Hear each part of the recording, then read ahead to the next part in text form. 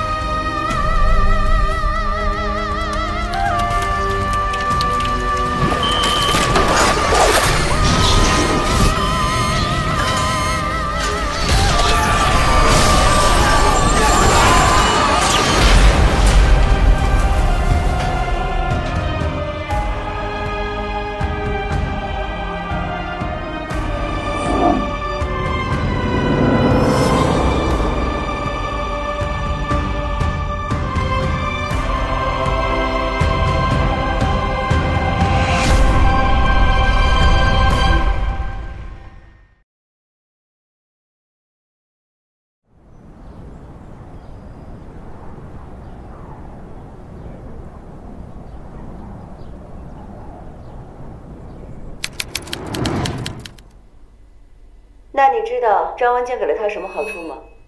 那肯定得上价值啊。那你给了张文静什么好处？钱呢？给了多少钱？几次？哪几次？每次分别给了多少钱？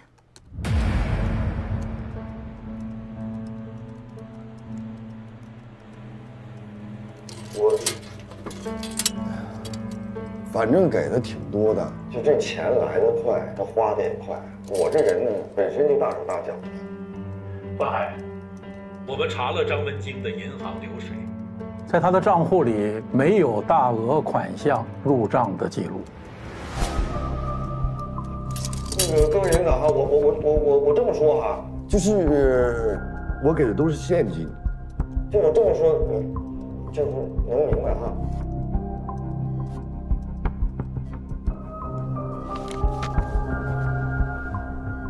那个各位领导哈，就是我有一个小小的请求，就你们这个效率能不能高一点？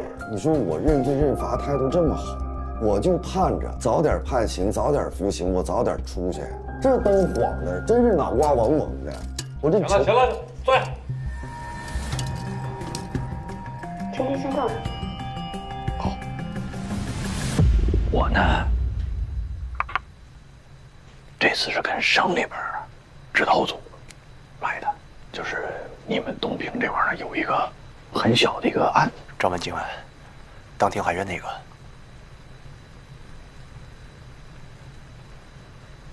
你知道这案子的主办检察官是谁吗？哥吗？他被换了。啥时候？3年前。为啥？不知道。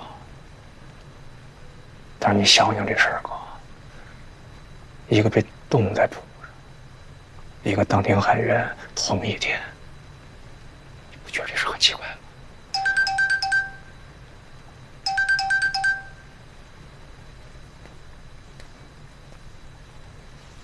哎，许雪，你人在哪儿呢？我在我嫂子家呢，我来陪陪她。洪亮是不是也在？我跟你说了多少次，不要擅自做与你岗位无关的工作。你是听不懂我的话呀，还是不想听？他才到啊！跟我解释什么？你怎么那么不让人省心啊？许雪，人家是同学，人就过来。别跟我废话了，赶紧回到你自己的岗位上。谁呀？我们局长。咋知道我来了？是不是很奇怪，哥？你说你才来，我们许局怎么就知道了呢？哥，你真得跟我去趟永清河。我来你嫂子家，局长都知道了，我再跟你上什么河去？那多吓人！不是，当然我可不是怕事儿的，但是你是穿制服的，我也是穿制服的，咱们不要给对方带来麻烦。哎，郑主任，这个万海呢，这个认罪态度呢，一直都是挺好的，可就是嘴啊没把门。那个张文京可就不一样，纯属有侥幸心理，还有劲儿闹。许局给您打了好这一看就是典型的宿棍，你知道吗？哎，稍等一下，我接个电话啊。哎，许局，什么事儿这么着急？啊，李健啊，忙吗？我陪指导小组呢，有什么事儿你说。那正好，我长话短说，张文京那个案子，如果你需要补充侦查的话，你尽早跟我说，这样我能多一点时间，省得到时候咱们尴尬。行，咱们随时保持联系呗。那个没别的事儿了是吧？还有一个事儿，就是你那个同学呀，省指导组的洪亮，我怎么听说他到乔振兴家里去了？洪亮去乔振兴家了？他毕竟是省院市一部的，现在这个案子还没定性，多少有点不合适。行，我处理吧。啊，我得再打个电话，稍等我一下。需要我们回避吗？不用。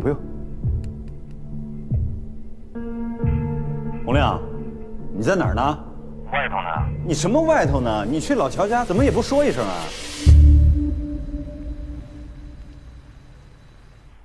我来送个白包来了。你送什么白包？这事儿你也没提前跟我说呀。我也给你补上。这是补上的事儿吗？你以为是送个白包这么简单？但别人不这么看，知道吗？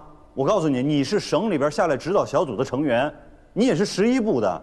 老乔这事儿还没定性呢，你就到人家去。那别人怎么看怎么想啊？还有，我告诉你，你已经严重妨碍到我们的工作了。我妨碍你？电话都打着我这儿来了。白包送完赶紧走啊，别磨叽。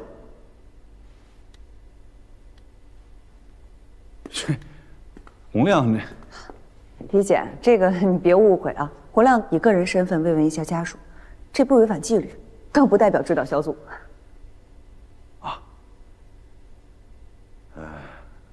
那咱们接下来的工作，你看怎么安排？回去继续阅卷吧。哎，先吃饭。车准备好了哈，都在那儿等着啊。李仁俊是吧？什么玩意儿？你们仨是最好的朋友。就我哥事件那天，李仁俊作为主要领导必须出现。他见过我嫂子，他认识我嫂子呀，人家就姐呀。您觉得这是一做朋友的态度吗？哥，你也不用跟我这种表情的。您看看这孤儿寡母的，您看看，没人管，你帮帮忙行吗？您陪我去趟永清河。我刚才跟你说的很清楚，你穿制服的，我也穿制服的。不说了，你别为难我，给您添麻烦。哎。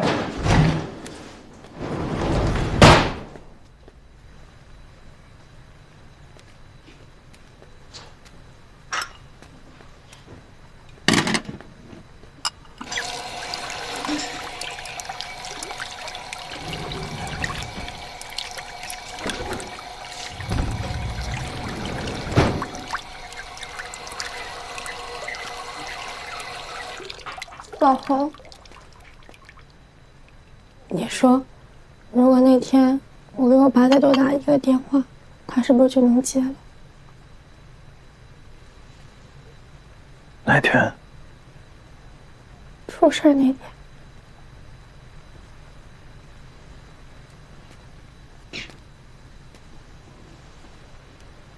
你本来要给你爸说啥呀？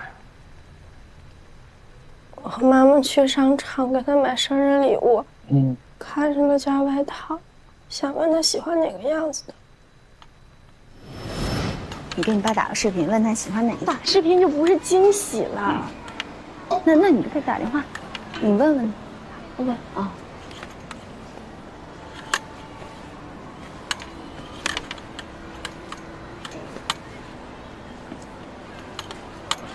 这个呢？这个呢？行啊，行。那多少钱？我给你打4个电话，他都给我挂了。买了吗？买了。好看？我觉得挺好看的。我还给他写卡片了呢。写的啥呀？亲爱的爸爸，你是我的灯塔。我知道你现在很孤单，我已经实现你的放下。生日快乐，他能收到吗？能啊，就是等那个能烧纸的时候，把那个大衣和卡片给烧了。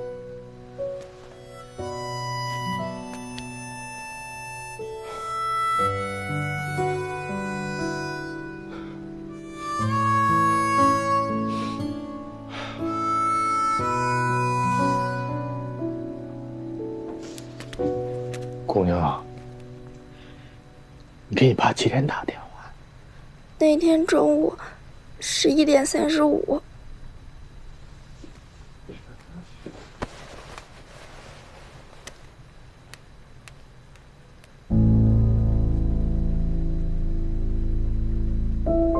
洪亮，你别假装接电话。小花，你现在方便吗？喂。喂，老黄，你在忙吗？喂。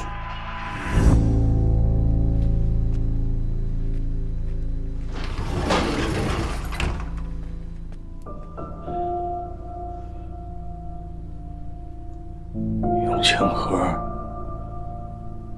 远吗？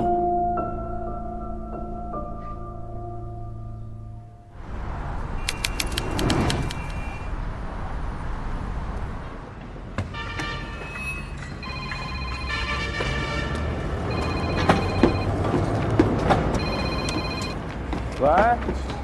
喂，你好，我们是东平市人民检察院的。您周3下午有时间吗？我们想找您了解一些情况。不好意思，我想了解一下，你们想找我了解什么事儿啊？具体情况见面说吧，没问题吧？啊，没问题，没问题。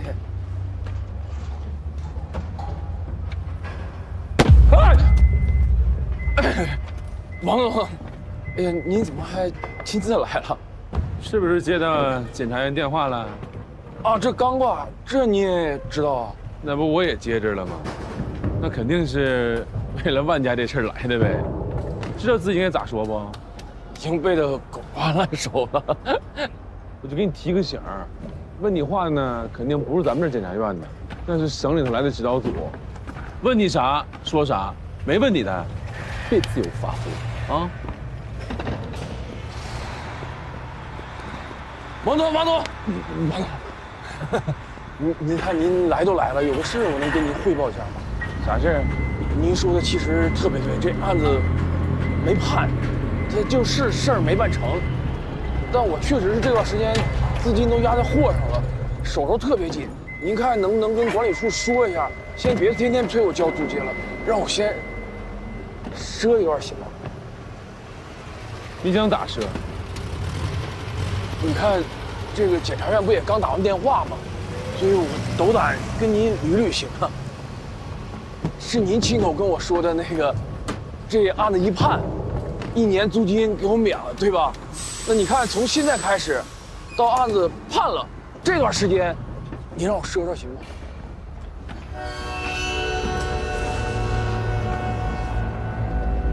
现在我给你赊着，判完之后我再给你免1年。这啥意思呀？不给我呀！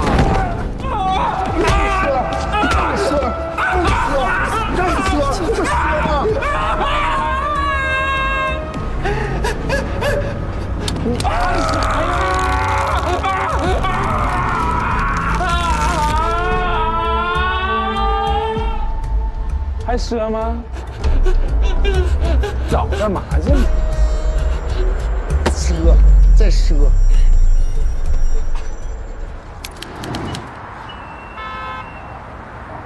张文京依然是涉黑案的主要嫌疑人，所以他的话呢，不可以不信，但也不能全信。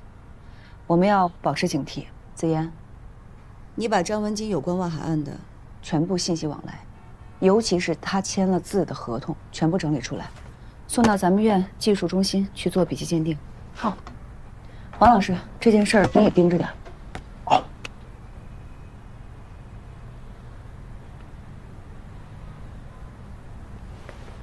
洪组长，哎，说说你们今天的工作情况吧。啊，我们今天就是在我们负责的这一块，做一些材料方面的准备，挺充实，也挺忙的。啊，准备工作。准备工作，做到乔振兴家去了。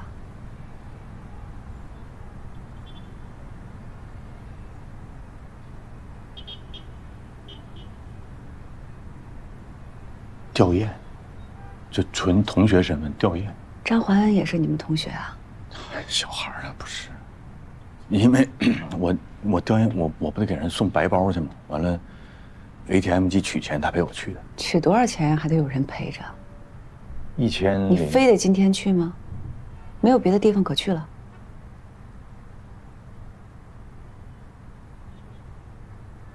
咱们指导组来东平吧，世人皆知。你说我这好几天要不露面的话，是不太合适。你知不知道今天李仁俊是当着我的面给你打的电话？啊，现在知道了。洪亮同志，你别忘了那封举报信，别忘了你是来干什么的。现在乔振兴的事还没有定性，你非要在这个时候给我惹麻烦吗？不是，那我应该什么时候给你惹麻烦呢？我麻烦我麻烦谁了？我去他们家，我打车的钱是我自己出，我也没找他借。你别忘了你的身份，我是一个公民啊！啊，我公民你来的时候领导怎么跟你说的？让你摸摸情况，你摸情况不能给人送白包吊唁去吧？是你们早上把我们给忘了，我们没有资格跟你们一块儿去审讯。我们只能在宾馆的房间里空坐着，你让我在房间怎么摸谁？你是不知道今天李检当着我面打电话的那个样子。我知道他态度干什么。他没明说，他就是在告状。洪亮，你这个做法直接影响到省院和市院的关系，你直接影响到我的工作了。哎呀，我都影响到一部主任的工作了，这么大事你为什么不提醒我呢？走，咱俩好好谈一谈，谈谈你最近，我觉得你就不在工作状态上，一天天的年纪轻轻的，你想干啥？你想飞呀？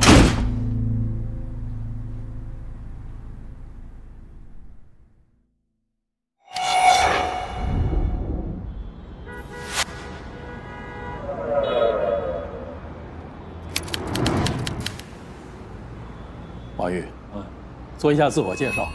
我们是省检察院派来的指导组，是专门为张文京的案子来的。那个王玉啊，把你知道的要毫无保留的给指导组的领导们都说出来啊！一定，更何况那么漂亮的检察官。那我们的询问就正式开始。你是万川物资集散中心，东平最大的物资集散中心的总经理，也是第一个站出来举报万海涉黑的被害人，对吧？我那不是也是被逼的吗？这万海啊，哎，那凯尔基呢吧？这万海他就是黑社会啊，他枪霸市，无恶不作，无法无天。咱们说说张文京吧。我看卷宗上你说是张文京指导万海抢走了你的物资集散中心，能展开说说吗？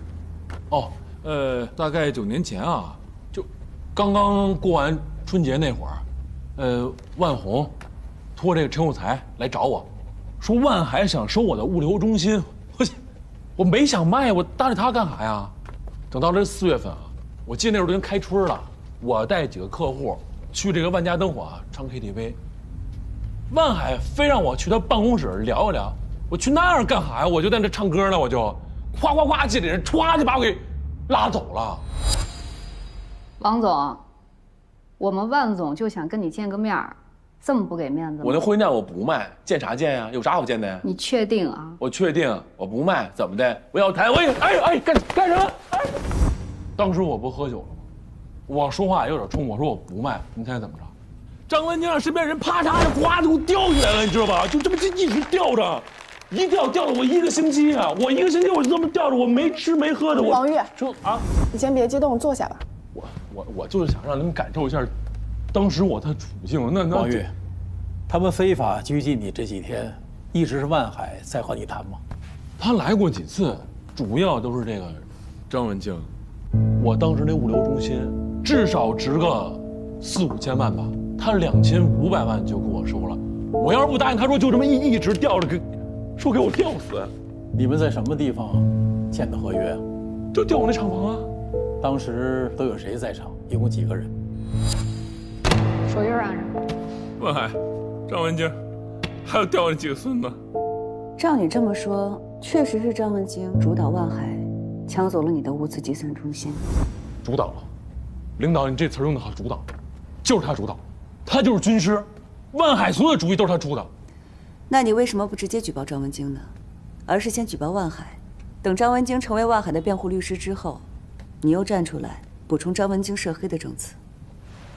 我当时就想扳倒这我就说这个万海是涉黑嘛，对吧？后来不是因为公安机关把这张文京给抓了，我才出来补充这些证词吗？王玉，根据这个卷宗上记载，你是先举报了张文京，公安才立的案。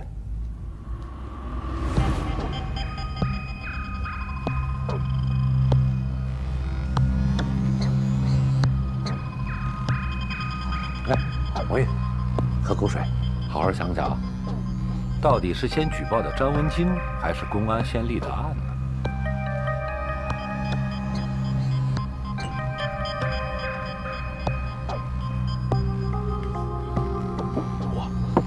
这水还挺烫。这案子都这么长时间了，时间这么久了，那前后顺序谁记得那么清楚？是不是？反正就万海、张文京都不是什么好东西，就举报了，你们抓紧时间办他们就对了，按你说的来啊。张文京跟我们说，收购物资集散中心的合同是你自愿签署的，他并没有逼迫你。他还告诉我们，你伪造了合约。不血口喷人吗？我神经病啊我啊！我自己他妈弄份合同，把我自家人卖了，我贱呐！我有病！哎，瞧你这个嘴，注意用词，好不好？我这不气吗？是吧？我想说，领导这个事儿啊，你们就得明察呀。他们就是咱东平市的毒瘤啊！您不信上大街问问去，咱东平市3岁的小孩都知道他们是黑社会啊。张文京就是他们的军师吗？哎，那开着街路似的，我能胡说八道吗？汪海，你拘禁王玉这1星期当中，张文京见过王玉吗？没有。黑线历史，谁不外传？是我赢的是这个。别动！别动！黑线历史，谁不外传？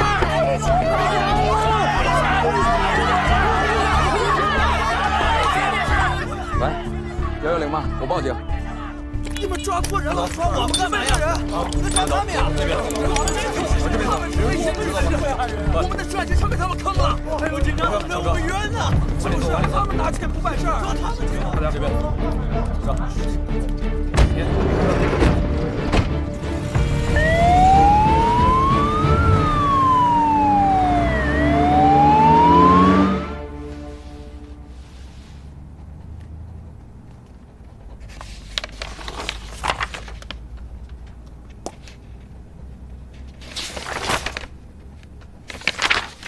陈有才，哎，你和万家是什么关系啊？我跟万红是发小，从小一起长大的。万红对万海涉黑知不知情？有没有参与？不知情，他不干这种事儿，我很了解他。你的证词说是万红找的你。对，但是他没有出逼迫王玉这方面的主意，而且他一直拦着万海呢。谁也想不到说万海这么精明的一个人，能被张文京给忽悠得这么5迷3道。后来万红跟万海说什么，万海也都不听了。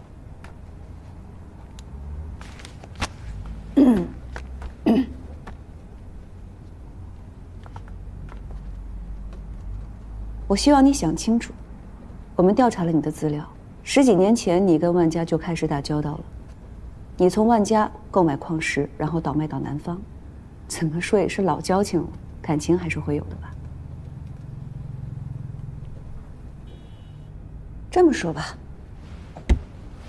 在你的概念里，万海是从什么时候开始涉黑的？张文京又是什么时候参与进来的？这些事情我真的不清楚，我知道的跟东平的这些老百姓知道的差不多，就是万家这几年确实做的挺猛的，什么运输业啊，还有娱乐业，就是 KTV 那些都基本被他们垄断了，而且涉猎的很多行业都有他们家份儿。我这种级别的，他们家具体内部是怎么样，我是没有机会了解的。你跟万红不是发小吗？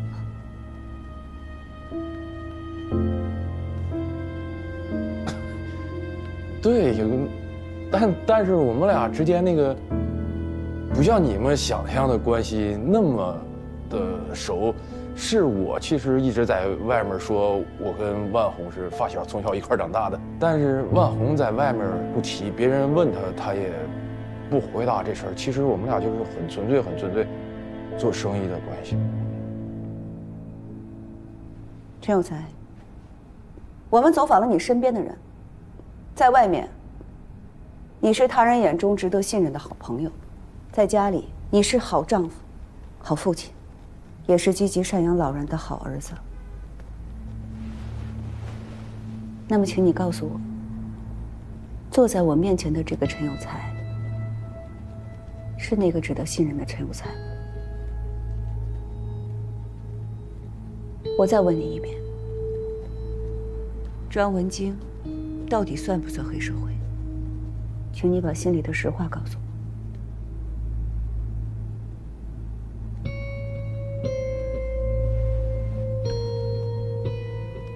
回答我。能不能喝口水？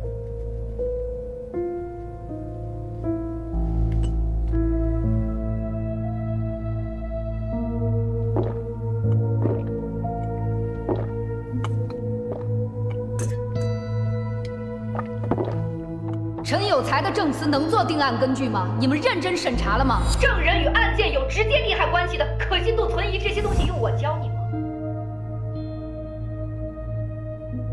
张文京肯定是黑社会。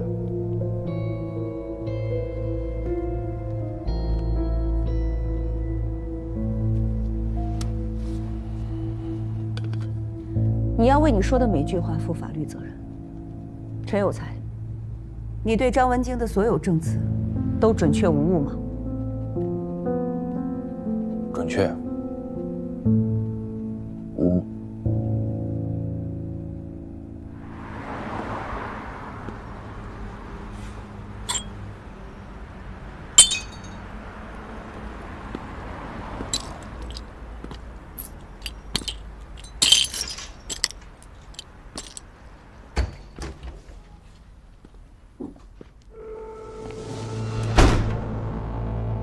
干什么？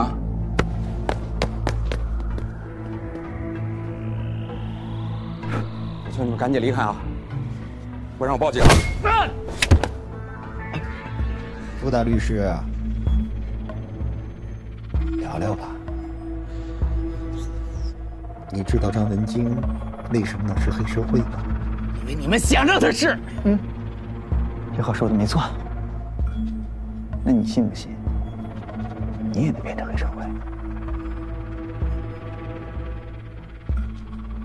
咱们谁是黑社会啊？啊！你们简直是无法无天了，颠倒黑白，指鹿为马。张文京是无辜的，我要替他辩护。坐下吧。现在是学习时间。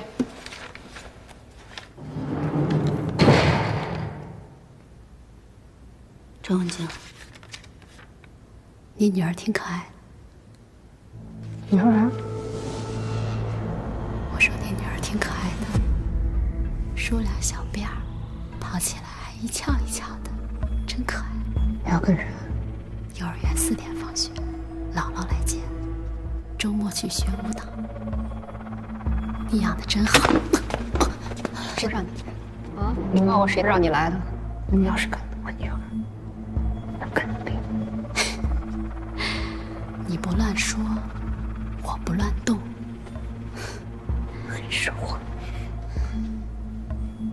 你们这帮黑社会，我女儿要是有个3长两短，能信？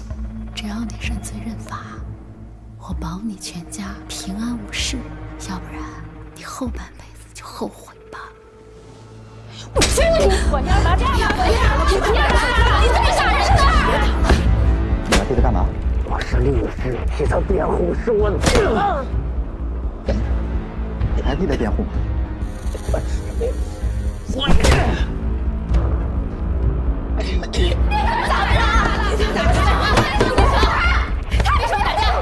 我什么都没做，他打我。老实点，把话给我递出去，是不是？走。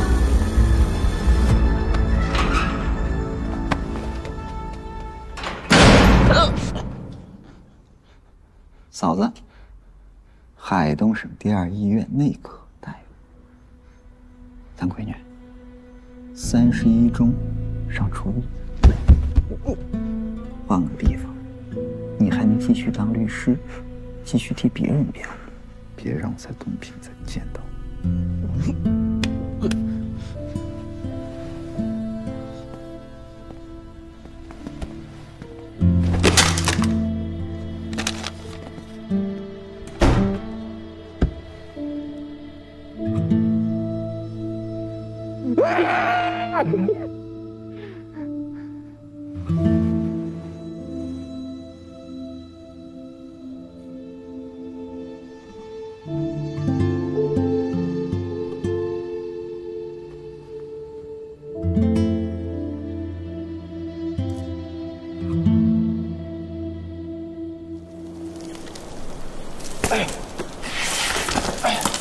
小心啊，哥，这老滑了。哎，小心！你，小心，小心，小心，小心，小心。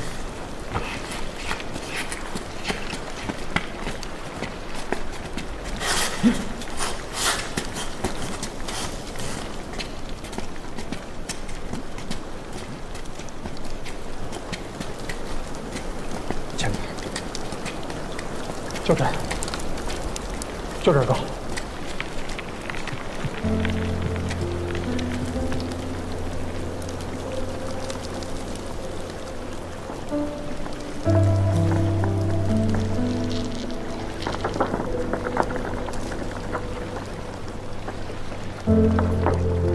我哥当时的脸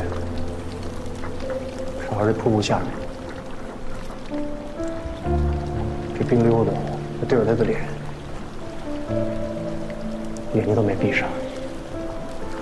当时是有的旅游的大学生报的警，我赶到的时候，人已经被刑警大队他们的人弄出来了。现场法医的勘验结果没外伤，发回局里去做了尸检，口鼻中检测出粉红色血红泡沫，水性肺气肿，肺、骨髓里都有硅藻的成分，都是逆盲的特征。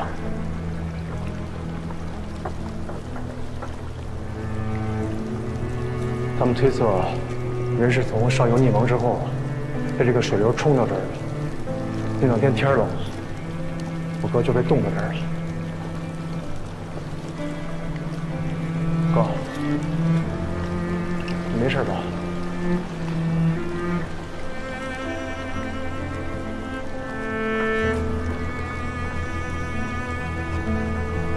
怎么下来的？上游有个水库。离这2公里，带你瞅瞅去。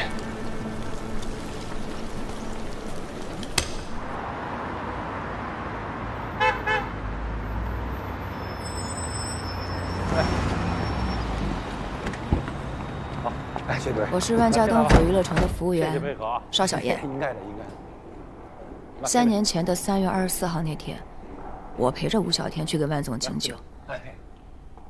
吴小天跟万总说，那个刘贵又来了。来，请进。因为刘贵欠着万总不少赌资。来，坐。万总让吴小天去教训刘贵，我亲耳听见，万总让吴小天往死里打，结果吴小天打伤了刘贵。那我也就是表示了一下，谁知道这个吴小天呢，他就想表现，给表现成直门了。你就是万海一条狗，你不配跟我说话。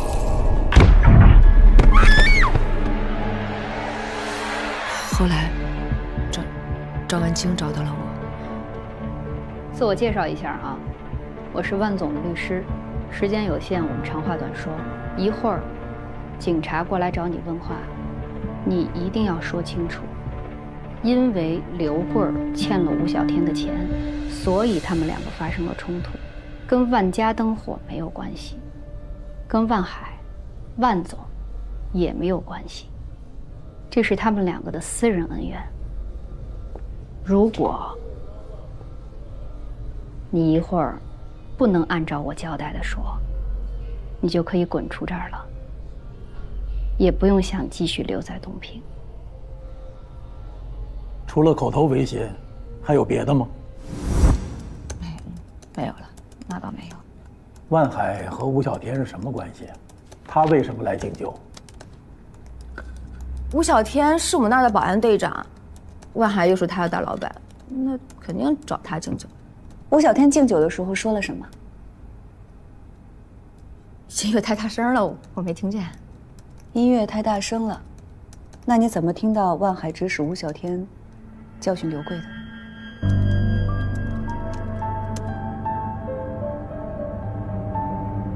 啊，那个，是因为我问你话了，邵小燕，你是不是有什么压力呀？没，我想想，我们既然能把你叫到这儿来，就说明我们是掌握了一些情况的。你今天要是不说，等我们把郑文京举报你诬陷他的证据摆在你面前的时候，处罚的结果可就大不一样了。撒谎是掩盖不了事实真相的。希望你珍惜这个机会。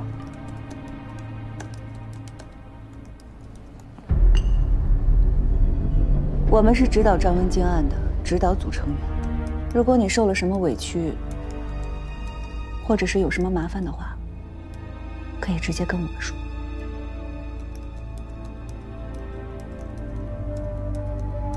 你关于张文京的证词都是真实的吗？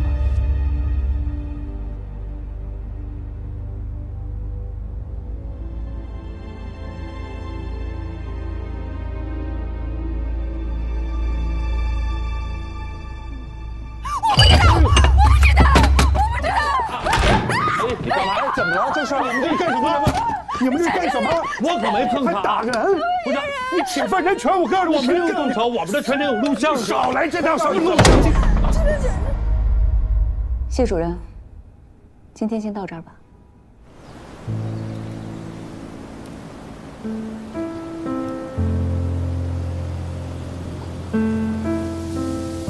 当时呢，这个车呢就停在这个位置，车头是面向这个冰面，大灯开着。他们到的时候呢，电瓶已经没电了。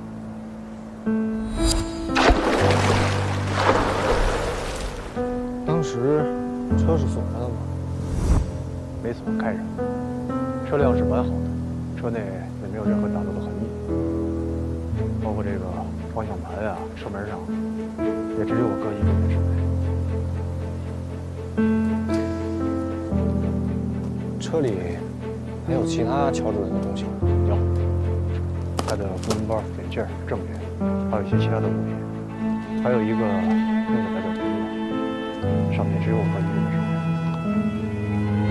大喜的日子，你不能只喝果汁啊，得喝酒。我就喝酒，酒精过敏，叫我喝行吗？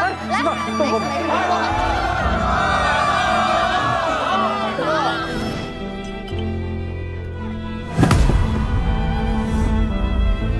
有一把洋镐，就在冰洞这个位置。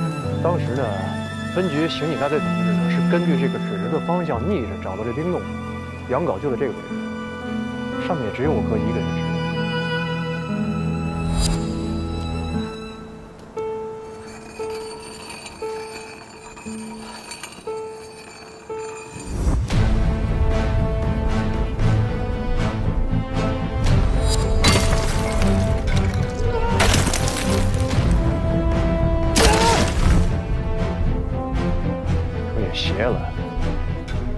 所有的东西都在，唯独这手机找不着了。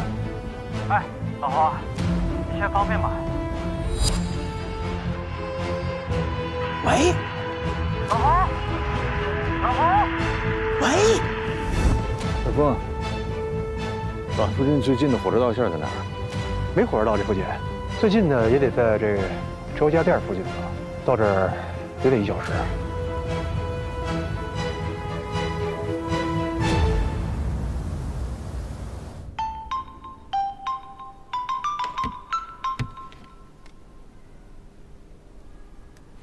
哎，许娟，李姐啊，是这样，乔振兴的案子我们已经结案了。我们这边啊，也刚刚开完案情分析会，从调上来的情况综合分析啊，是自杀，没有他杀的痕迹。那自杀的动机是什么？为什么要自杀呀？你们得查呀。我们这块也查了，初步推测啊，是不是这个生活上有什么不顺心？或者这工作上有什么不如意？总而言之，我们也不知道。不管怎么样吧，等正式结案报告下来，我会通知你，先给你打个招呼，有个心理准备。行，先这样吧。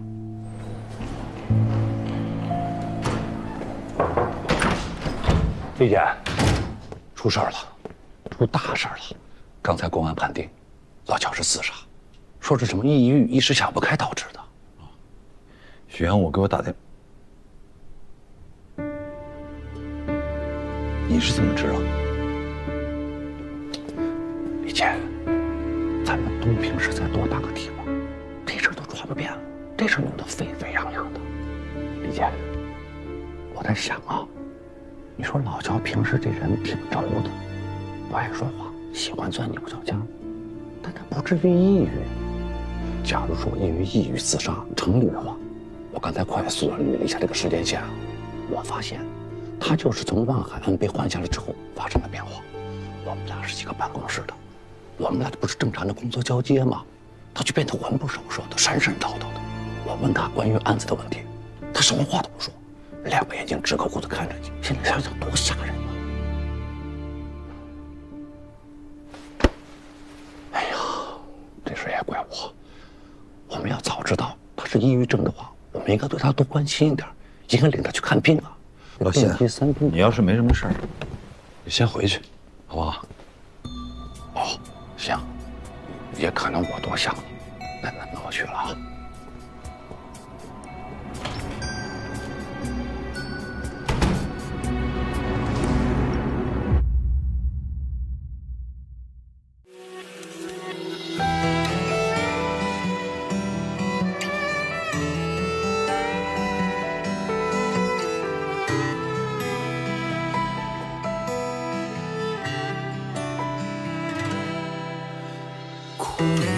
江头风波，做人一生坎坷多。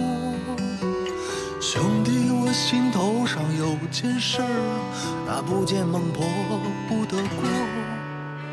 自古黑白分颜色，别扯放下就成佛。好人都未必能有好报啊，那坏人凭啥享安乐？为一口气，为一个理，为一场棋，老子走到底。我要走穿这条命，去看雪乱花。我要踏破这双鞋，光脚平风沙。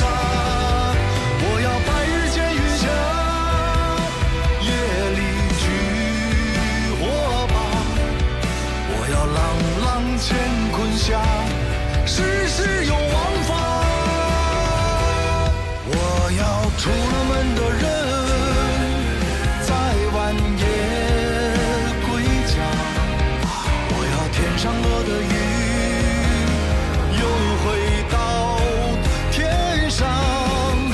我要吃着一口饭，守着一夜荒。我要这人间所有